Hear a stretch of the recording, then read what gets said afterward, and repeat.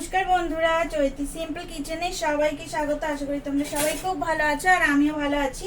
বড়দের প্রণাম আর ছোটদের ভালোবাসা জানিয়ে আমি আমার রেসিপি এখন থেকেই শুরু করলাম। তো এই যে দেখো, কড়াতে সর্ষের তেল গরম হয়ে গেছে, কি সুন্দর ধোয়া উঠছে দেখছো।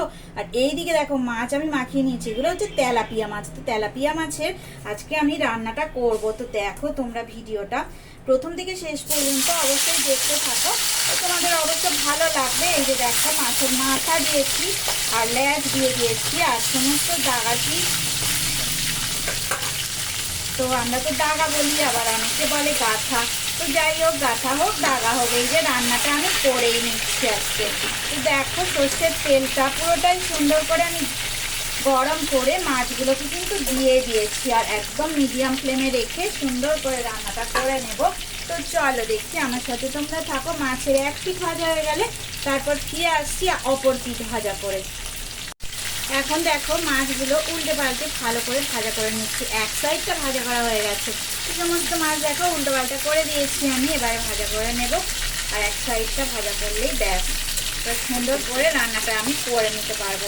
আর এই যা গরম পড়েছে, এখন দেখো পাতলা করে ঝোল খেতেই সবারই মন চায়, সবার ভালো লাগে পাতলা করে ঝোল হলে। তো চলো দেখি সুন্দর করে রান্নাটা করে নিই, এক সাইড ভাজা করে নিয়ে আর এক সাইডটাও ভাজা করে নিচ্ছি। এইদিকে দেখো, মাছগুলো ভাজা হয়ে গেছে, আমি গোটা জিরে ফোড়ন দিয়ে দিলাম আর এইবারে সবজিগুলো সব দেবো। এই যে দেখো, কুমড়ো, আলু, পটল সমস্ত কিছু দিয়ে দিলাম।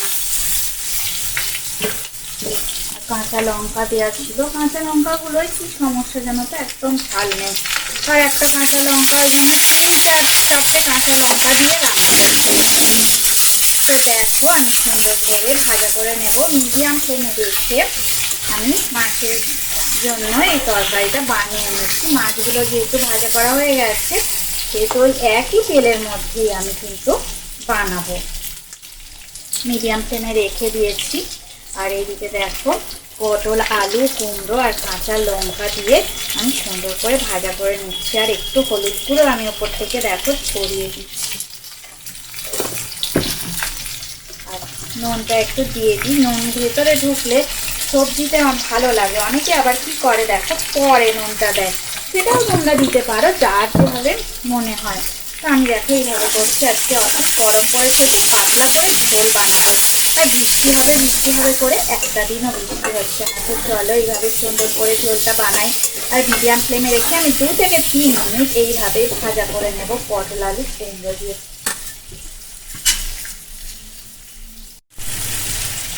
এদিকে দেখো, আমি ভাজা করে নিয়েছি। তো পেঁয়াজগুলো দিয়ে দিলাম।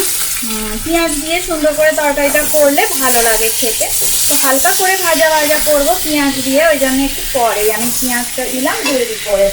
এইদিকে আমি আদা বাটা দিয়ে দিচ্ছি, সামান্য একটু দেখো আদা বাটা দিয়ে দিলাম।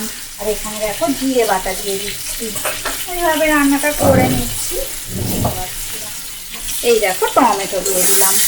তো এই যে দেখো, আমি এটা ভাজা করে নেব, মিডিয়াম ফ্লেমে রেখেই দিয়েছি আমি। তো সমস্ত সবজি সুন্দর করে ভাজা করে নিচ্ছি।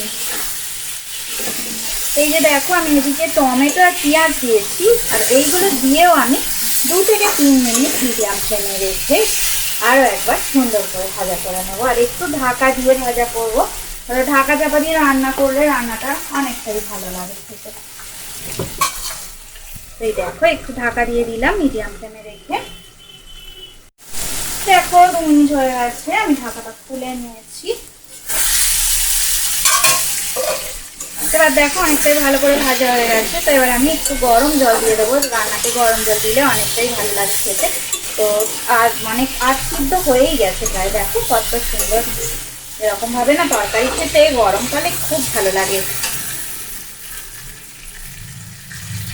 বানাবে এইভাবে, ভালোই লাগবে। দেখো, অনেক শুধুই হয়তো পটল দিয়ে ঝোল করছো, তো কুমড়ো দিয়ে কোনোদিন করে দেখো, পটল, কুমড়ো আর এই টমেটো দিয়ে দারুণ লাগে খেতে।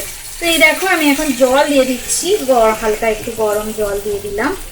একটু বেশি করে দেবো, যেহেতু মাছের ঝোল হবে, তো অনেকটা বেশি জল দিলাম। তো হয়ে গেছে দেখো জল দেওয়া। আর জলটা ভালো করে ফুটে গেলে তারপরে আমি মাছগুলো দিয়েই সিদ্ধ বসিয়ে দেবো। এই সমস্ত তরকারি দেখো, কুমড়ো সিদ্ধ হতে বেশি সময়ও লাগে না, আর পটল তো একদম ভাজাই হয়ে গেছে। তো ওই জন্যেই আমি মাছগুলো একটু পরেই দিয়ে দেবো, যখন সুন্দর করে ঝোলটা ফুটে উঠবে।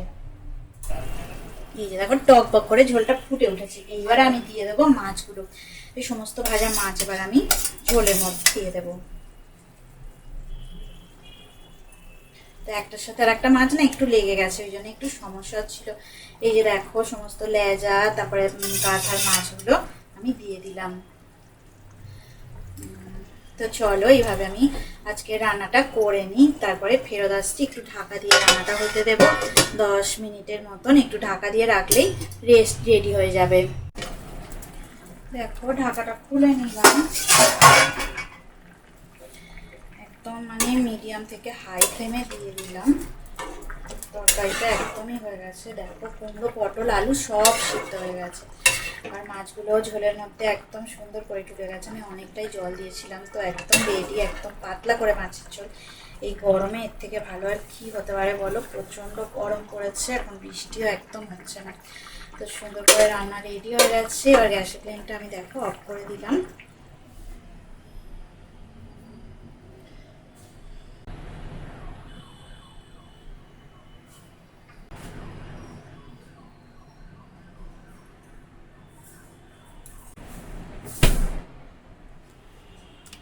ওপর থেকে একটু লঙ্কা দিয়ে দিলাম। তো লঙ্কাগুলো যেহেতু একদমই ঝাল নেই, ওই জন্য একটু ডেকোরেশন করে দিলাম। তো দেখো কুমড়ো পটল আলু দিয়ে মাছের ঝোল তোমাদের কেমন লাগলো অবশ্যই আমাকে কমেন্ট করে জানাবে। তো সবাই ভালো থাকো, সুস্থ থাকো, আমার রেসিপি এইভাবে দেখতে থাকো। এতক্ষণ ধরে রেসিপিটা দেখার জন্য অনেক অনেক ধন্যবাদ। রেসিপিটা অবশ্যই শেয়ার করবে, আর পুরনো যারা বন্ধু আছে তাদের তো অনেক অনেক ধন্যবাদ আমাকে এগিয়ে নিয়ে যাওয়ার জন্য। আর যারা নতুন বন্ধু আছো তাদেরকে অনেক অনেক ধন্যবাদ আমার রেসিপি দেখার জন্য। আর প্লিজ তোমরা আমার চ্যানেলটা সাবস্ক্রাইব করে দেবে। তো চলো দেখি আজকের মতো টাটা, পরে আবার নতুন রেসিপি নিয়ে তোমাদের সামনে আমি আবার চলে আসবো।